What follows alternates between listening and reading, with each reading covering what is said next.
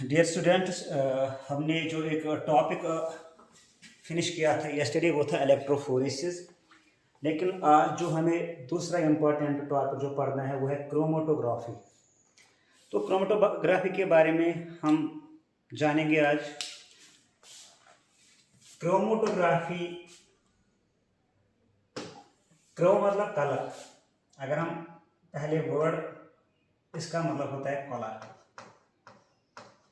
तो ग्राफी इसका मतलब होता है मेजरमेंट करना।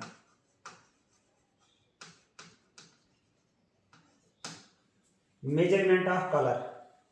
जब भी हमारे पास कोई कंपाउंड है बेटा, कोई भी कंपाउंड होगा, वो कंपाउंड, वो सबस्टेंस, वो सैंपल जो होता है, it is made up of different types of components, fractions और यूनिट्स। ठीक है बेटा। तो क्रोमेटोग्राफी क्या है कि क्रोमेटोग्राफी एक इम्पॉर्टेंट लेबोरेटरी टेक्निक है। Chromatography is important laboratory technique किसके लिए बेटा यूज होती है? To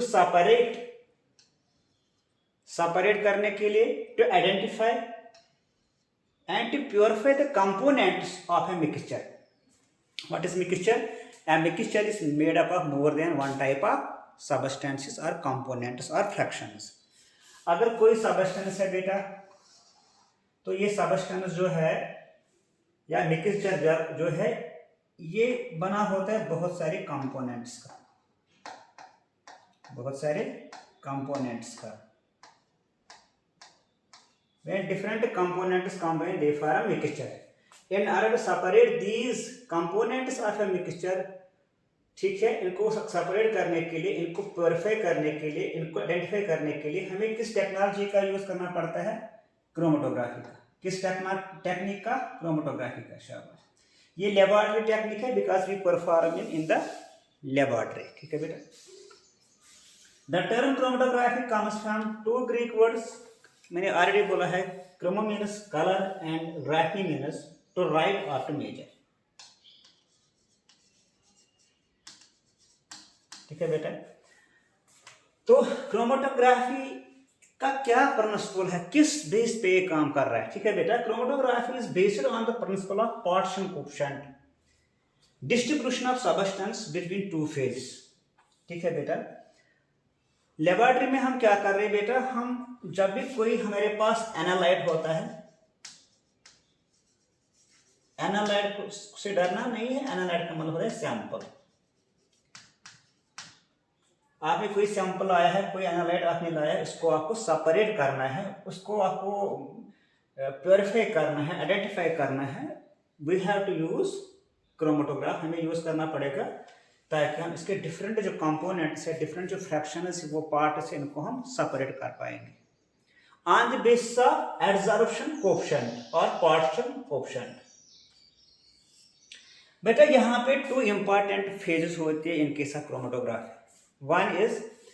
One phase is called a stationary phase and this phase is also known as constant phase. ये रुका हुआ फेज होता है, स्टेशनरी फेज को हम बोलते हैं, कांस्टेंट रहता है बेटा। ठीक है। फिक्स्ड फेज भी हम इसको बोलते हैं, फिक्स्ड इन अ प्लेस। ये सॉलिड फेज हो सकता है और it may be liquid on solid. The secondary phase, जो सेकंड वाला फेज है, वो मोबाइल फेज होता है बेटा, क्योंकि ये रन करता है over the sample, moves over the stationary phase, it may be the liquid or it may be the gas. Suppose बेटा हम क्या करें, ये यहाँ पर मैंने इसको एक इमेज इंसर्ट की है। क्रोमेटोग्राफी का प्रिंसिपल क्या है, टाइप क्या है, स्टेप्स क्या है एंड इसके यूजेस क्या है। फर्स्ट ऑफ ऑल, आप यहाँ पर जो देखते हो, ये एक चैम्बर है, उसको हम बोलते हैं TLC चैम्बर। TLC क्यों बोलते हैं इसको? थिन लेयर क्रोमेटोग्राफी का चैम्बर है बेटा, इसमें हम इसको परफॉर्म करते हैं क्रोमेटोग्राफी को। इसके अंदर एक स्ट्रिप सेलुलोज पेपर होता है बेटा। ठीक है। तो हमने क्या किया, हमने यहाँ पर एक इंक लाई थी, इंक का कोई डॉट हमने लाया था। हमें देखना है जो इंक के अंदर कितने सारे कंपोनेंट्स है। अगर यहाँ पर एक इंक है तो इंक के अंदर बहुत सारे कंपोनेंट्स है, इन कंपोनेंट्स को हमें आइडेंटिफाई करना है, सेपरेट करना है। ठीक है बेटा। तो हमने क्या किया, हमने एक लाइन खींची है और यहाँ पर हमने with the help of needle और with the help of syringe हमने यहाँ पर एक डॉट डाला है, किसका? शाबाश, इंक का। किसके ऊपर डाला? सेलुलोज पेपर पे। सेलुलोज पेपर पे हमने अपना एनालाइट, अपना सैंपल जब रखा है, with the help of pencil हमने इसको एक लाइन खींची और उसी पे रखा। जिसपे हमने अपना सैंपल लोड किया है, या अपना जो सैंपल है जिसपे हमने इसको लोड किया है, इसको हम बोलते हैं बेटा स्टेशनरी फेज, क्योंकि ये पेपर होता है, रुका हुआ होता है, ठीक है। इसको हम स्टेशनरी फेज बोलते हैं, या आप बोलेंगे फिक्स्ड फेज। हमने पेपर लिया, पेपर जब लिया हमने एक स्केल ली, with the help of scale and with the help of pencil हमने मार्क किया है, ठीक है बेटा। हमने यहाँ पर एक पेपर लिया है, with the help of scale हमने यहाँ पर और पेंसिल के जरिए से हमने यहाँ पर मार्क किया। फिर अपना जो सैंपल है वो एनालाइट है, इसको यहाँ पर लोड किया है। उसके बाद हमने उस पेपर को डाला है किसमें? TLC चैम्बर में, ठीक है बेटा। तो मैं समझा दूंगा आपको ऐसे, जैसे ये यहाँ पर एक TLC चैम्बर है, ठीक है। इसके अंदर ये एक पेपर है, ठीक है। पेपर यहाँ पर क्या है? स्टेशनरी है, फिक्स्ड है। और ये जहाँ पर जो ये गिलास है, कांच है, इसको हम कहेंगे TLC चैम्बर। ये जो फ्लूइड इसके अंदर है, आप मानो ये एग्जांपल किसकी है? मोबाइल फेज की। लेकिन यहाँ पर जो पानी है, जो यहाँ पर प्रिजर्वेटिव है, वो पूरा ऊपर तक है बराबर। लेकिन हमें क्या करना है? इनके साथ क्रोमेटोग्राफी बेटा, यहाँ पर हम क्या करते हैं? यहाँ पर हम उस पेपर को इंसर्ट करते हैं किसमें? इस चैम्बर में इंसर्ट करते हैं, शाबाश। लेकिन जो हमारा यहाँ पर एनालाइट होता है, सैंपल होता है, हमें इससे नीचे रखना पड़ता है मोबाइल फेज को। It may be solid, it may be gas, it may be liquid. ये जो हमारी लाइन है जहां पर हमने एनालाइट लोड किया है, मोबाइल फेज इससे नीचा होना चाहिए। फिर धीरे धीरे यही जो सेलुलोज पेपर है, ये पानी धीरे धीरे ऊपर आ जाएगा।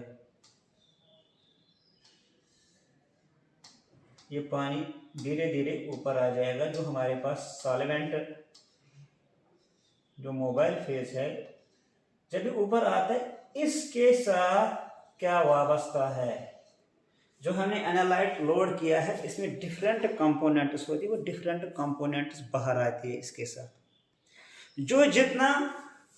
जो कंपोनेंट जितना सॉल्वेंट के साथ सॉल्युबल होगा, वो तेज भाग जाएगा बाहर और वो रन करेगा आगे, ठीक है बेटा। अब देखो, जब हमने इसमें ये वाला जो आप देखते हो water like, it is solvent phase, या हम बोलेंगे बेटा इट इज शाबाश mobile phase, that run over the paper. और हमें पता है हमारे पेपर के पास क्या है? हमारे पेपर के पास सैंपल है एनालाइट।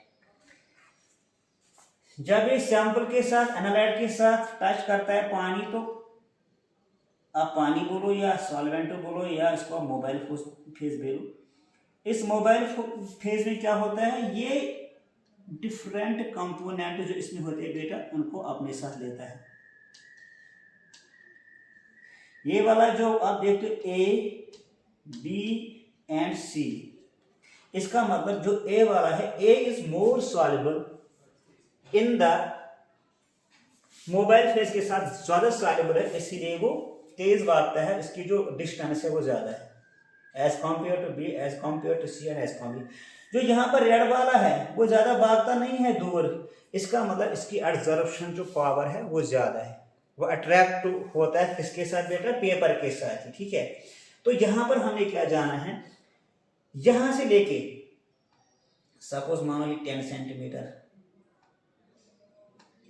10 सेंटीमीटर एक कंपाउंड ए भाग गया था, ये 8 सेंटीमीटर और ये 2 सेंटीमीटर। इसका मतलब है जो कंपाउंड C है, this is not more soluble, ये सॉल्युबल ज्यादा नहीं है। अगर सॉल्युबल ज्यादा है वो कौन सा कंपाउंड है? कंपाउंड A है। यानी affinity of compound A is more with the mobile phase and affinity of compound C is less with the mobile phase. तो हमने एब्जॉर्प्शन के बेस पे, एफिनिटी के बेस पे हमने डिफरेंट कंपोनेंट्स को सेपरेट किया है, अलग किया है with the help of chromatography, ठीक है बेटा।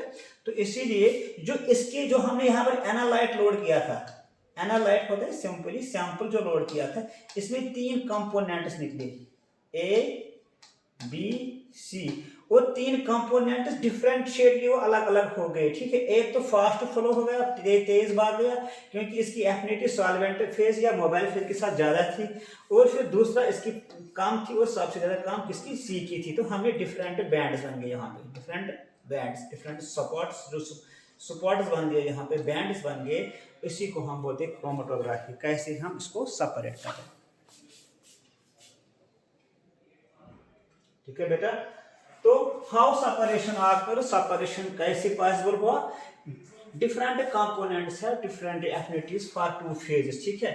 तो हमने यहाँ पर एक सैंपल लिया था, सैंपल के अंदर हमें 3 जो कंपोनेंट्स निकले हैं बेटा, वो है कंपोनेंट ए, कंपोनेंट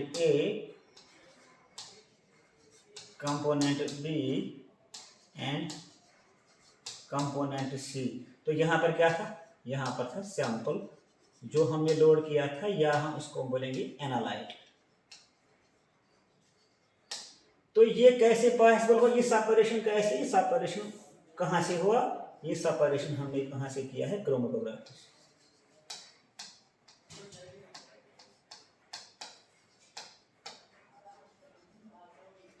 क्रोमेटोग्राफी में अगर हमने फिर डिफरेंट बैंड्स बने, सर ये ऊपर क्यों आ गया ए वाला, इसका जो ग्राफ है या इसका जो सपोर्ट है ऊपर आ गया, फिर बी आ गया, फिर सी आ गया, ठीक है बेटा।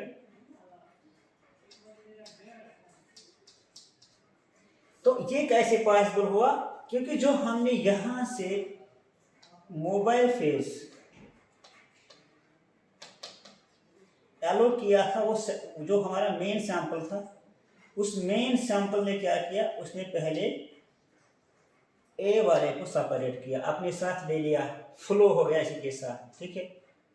फिर उसने दूसरे को निकाला यहां तक,